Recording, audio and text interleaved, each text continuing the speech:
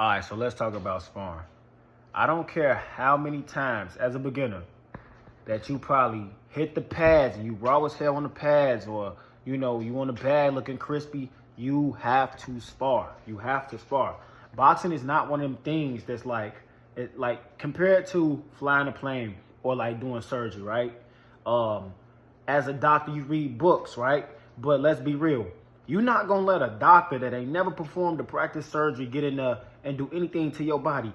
Or you're not gonna feel comfortable with a pilot that just only read books on how to fly a plane but never flew the plane.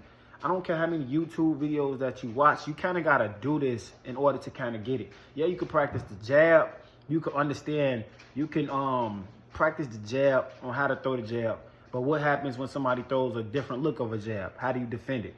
You have to do those things in order to get comfortable with it. Now, how I go about it is I teach you the basics, right? The footwork for sure, number one.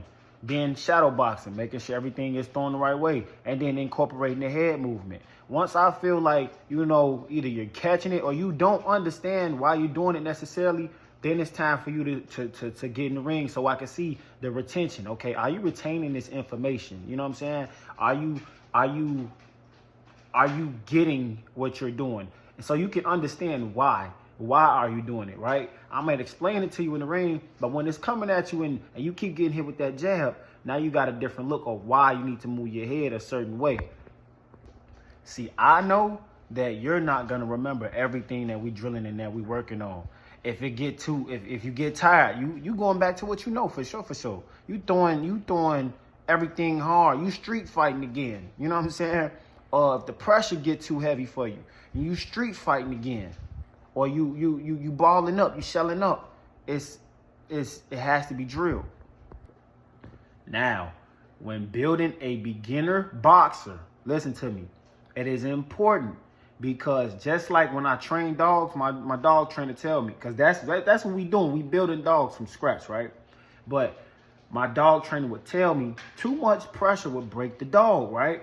So in a beginner boxer, yes, you have them box somebody on a level that's equal to them, right? So then they understand what they doing, why they moving their head a certain way. So they get comfortable and confident in throwing a 1-2. Oh, it's actually landing. Let me throw it some more. Or 1-2-3, move the head. Okay, bet. You know what I'm saying? And when they get comfortable with sparring, when you starting to see things look uniform with the punches and how they're throwing it with the form, are they stepping in, then you gradually move them up. You put them in the ring with somebody that's a little bit above their level, or an experienced fighter that can technically spar them.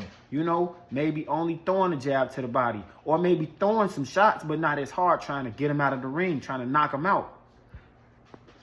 So what I do, I teach the basics, I drill the basics, then I put them in the ring to practice the basics, right? Because we don't want, typically in kids, especially in kids, we don't want somebody to get in a position and it's like, you make it traumatic for them where it's like, I'm never doing this again. You know what I'm saying? Like, if you thought you wanted to be a boxer, but no, I'm never doing it again.